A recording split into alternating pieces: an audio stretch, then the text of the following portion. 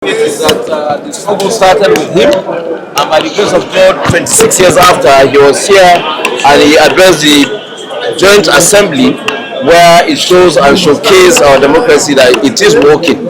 Economically, we have seen a lot of reforms and changes on which his hope and aspiration is to see Nigeria's economy reaching the advanced level. And by so doing, he has brought so many kind of reforms, like the tax reforms, which we are seeing. You have seen how the subsidy removal have changed the course of a lot of things in this country. I believe that there is no better time to attest to our democracy than now. The president said, promised to sign the reform piece, tax reform piece, and go. What should Nigerians expect afterwards? Nigerians should expect a lot, especially the working class.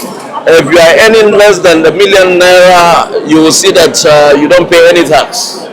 And the multiple taxes that you have seen before, where we have close to about 73 taxes of different, from local government to states to now, we have been able to streamline them, and you will not be able to see the multiple of taxes that you are asked to pay. We have tried as much as possible to retain the VAT at 7.5. We have also tried as much as possible to leave the 30% income taxes by companies. So with this, I think we have done so well for this country. And if you look at the streams of revenue, we have been able to try to bring them under one single window. And with so doing, that will now be able to close up all those leakages that we used to have, where you see a lot of revenue of government not coming in. And also you can see from the reform system, the oil and gas sector, we have looked at how the royalties have been calculated and assessed, and we've been able to take adequate measures to forestall all those leakages. Also in the free zones, we have looked at the free zones where you are expected to export what you produce, 75% of what you produce outside the country, and then you bring 25% into the country without taxes. But now we have said it. Most of them are not taking these goods outside Nigeria. They bring them into Nigeria where the customs supposed to charge them taxes, and they are not being charged. So what we have done with the new tax reform bill is that if you are bringing anything above 25%, you must pay that tax like any other manufacturer in Nigeria. So this is what we have done, and I believe that these are manifestations, these are signs of what we should expect, that before the end of the administration of His Excellency Asiwaju Bola Ahmed Tinubu, we'll be able to attain $1 trillion economy. Thank you very much. That seconded that it should be an annual event is highly appreciated. It is not only when you have budget session that the president will come and lay his scorecard. There should be a day for the president to speak to joint session of National Assembly on the workings of government. So, and that day has been set aside, which is every June 12th.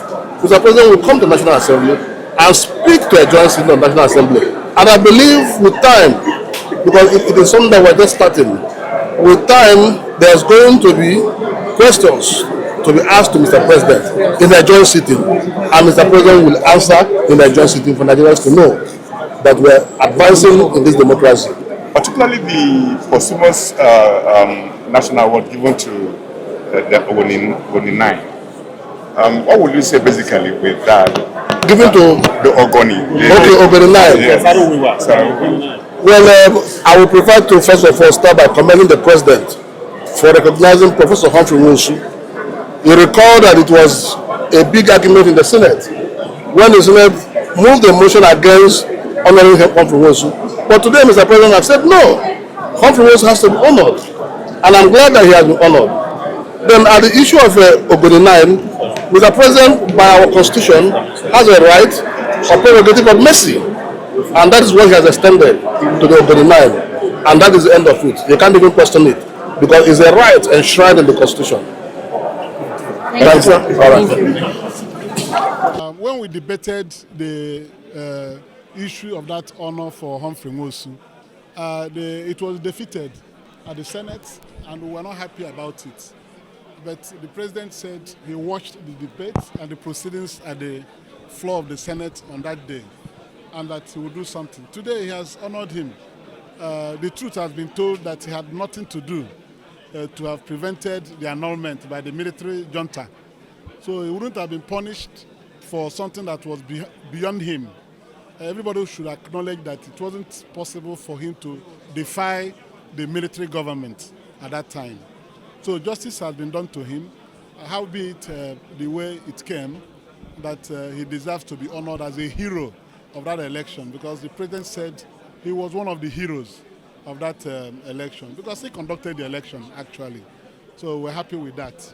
Well, the president mentioned that while the APC and himself does not intend to push the country into a one-party state, he mentioned he's actually glad that the opposition parties are in disarray. How would you respond to that feeling? Well, the opposition parties should go and organize themselves. I believe that we are all adults, and all of us know what the right thing should be. So people who do the wrong thing should know that they are not helping the cause of democracy. The president has absolved himself of any blame about people who are jumping their seat to another place, knowing that they are adults. So if you take an action, you don't have anybody to blame. He has said he doesn't want a one-party state, and he doesn't want opposition to be silenced. In fact, he made one remarkable statement. He said, it is from the opposition that a leader shall receive sometimes the best advice. So he gives it credence that opposition is necessary for you to have a vibrant democracy and good governance. So to that admission that he made publicly in his speech, anybody who is blaming him is wasting his time, because he said what should be. And as a president and as a politician, he cannot ask somebody not to join him in his party. So that's what is happening. People should go and now. What the president said and what is obtainable in the polity right now. How do you marry? He's not the one engineering any action. So it's for those who are moving, they have to go and reassess themselves, because the president has not condemned opposition politics. He said he doesn't want one-party state. He said it emphatically. So why should you not blame him? It's for us to put our acts together. Those who want to join APC, the adults, they can join APC. Those who want to remain in their parties should remain in their parties. That is democracy for you. Everybody has a right to choose what he wants to do. So political analysts were also of the opinion that the president will have. The president just made address to the lawmakers. What's your take regarding his speech? Well, we are principal operators in our democratic system, so it's a good thing that the president is starting this tradition of addressing Nigerians through an address to the joint session of the National Assembly. The general tone of the speech was okay, and it touched on the right themes, I think. But one thing I find intriguing is today being Democracy Day. The president should have used today and the significance of today to restore democratic rule in Rivers State. And I found it intriguing also that today was a day the president of the Senate chose to read the president's communications. Communications that are making appointments, deepening the erosion of democratic rule in Rivers State. So while we are celebrating the Democracy Day, on the one hand, by the communications by the president of the country, which the president of the Senate read, and to which objection he denied me when I rose to raise a point of constitutional order. I think it's an irony. Today shouldn't have been a day for that kind of communication at all. On the contrary, today should have been a day that the president of the Federal Republic should have restored democratic rule. But what the APC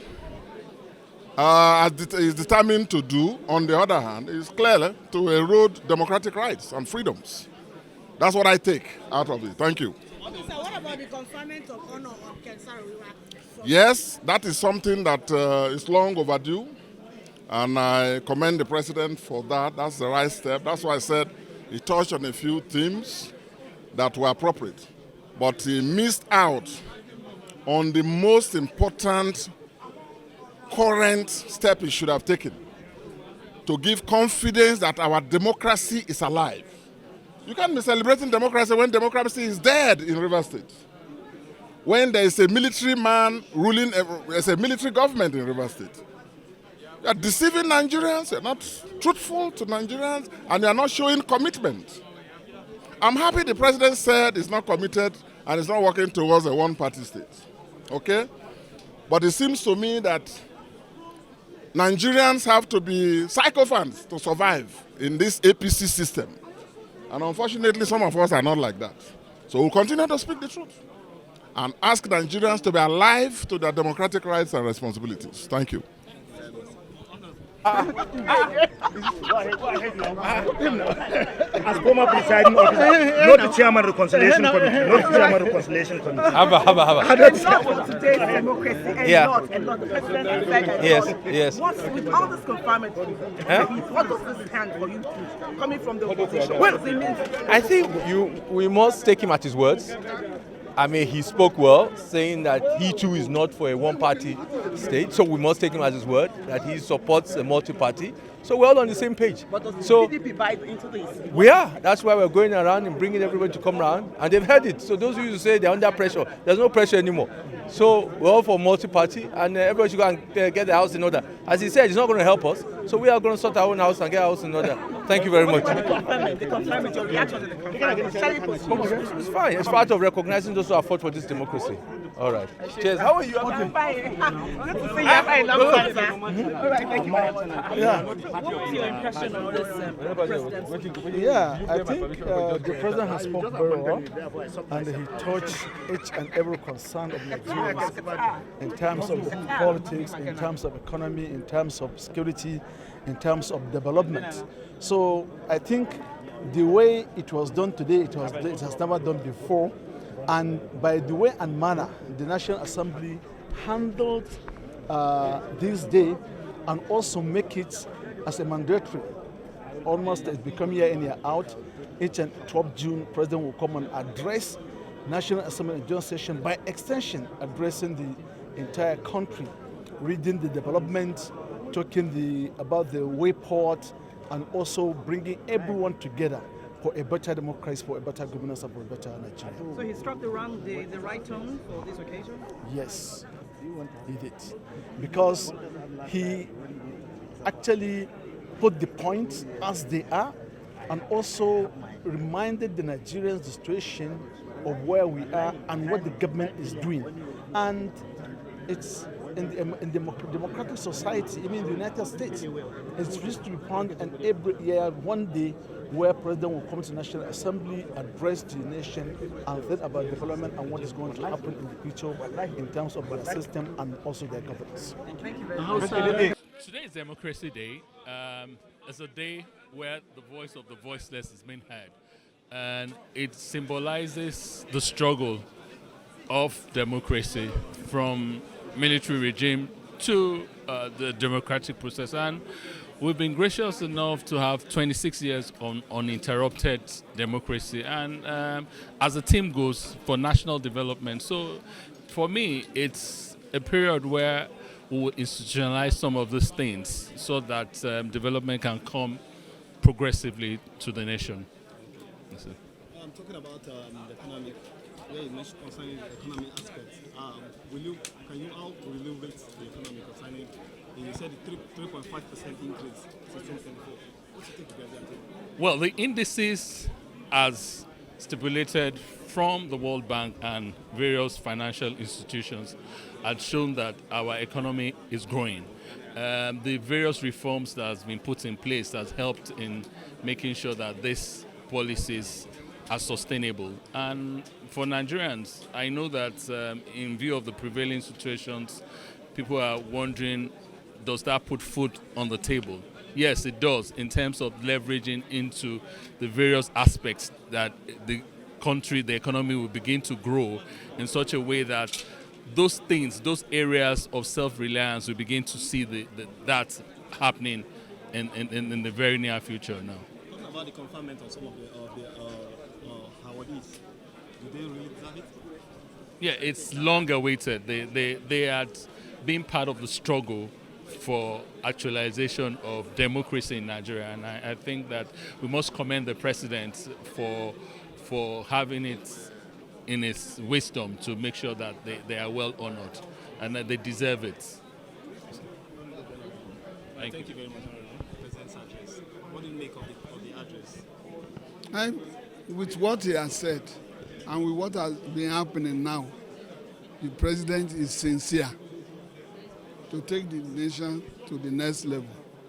So what we need is to cooperate with him and let him succeed. That's my advice to my people.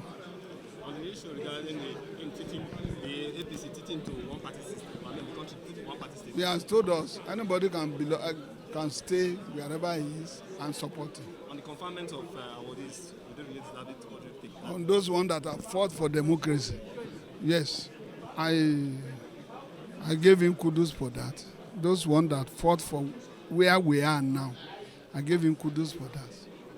On the economy, with the present reality, does it a match? He has already given us the indices. You see it inside his address that the whole thing is stabilizing, and we will continue to see what will happen.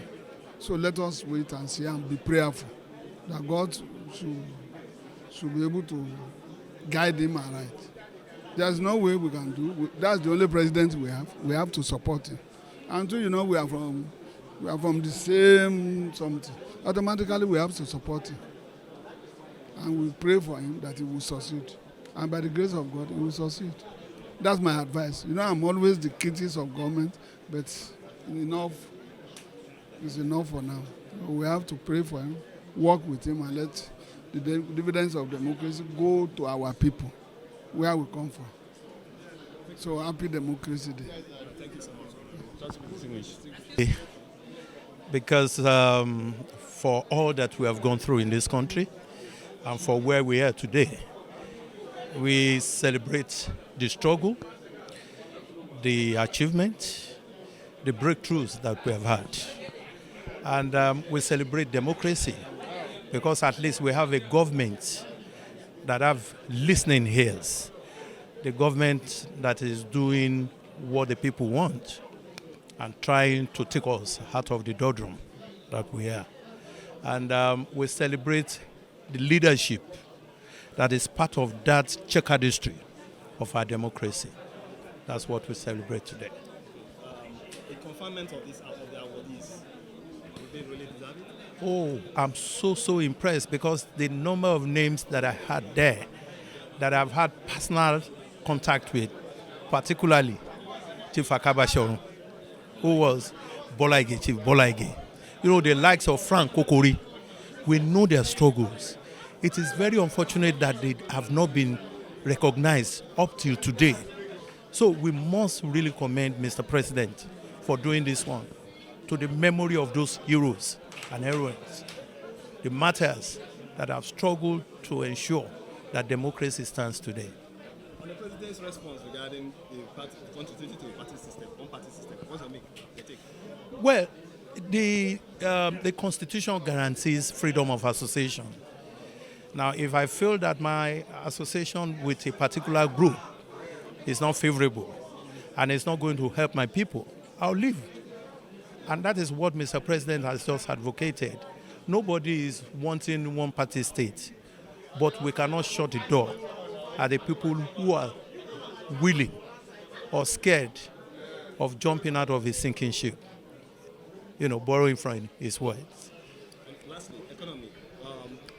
The president mentioned the GDP has risen to 3.4%.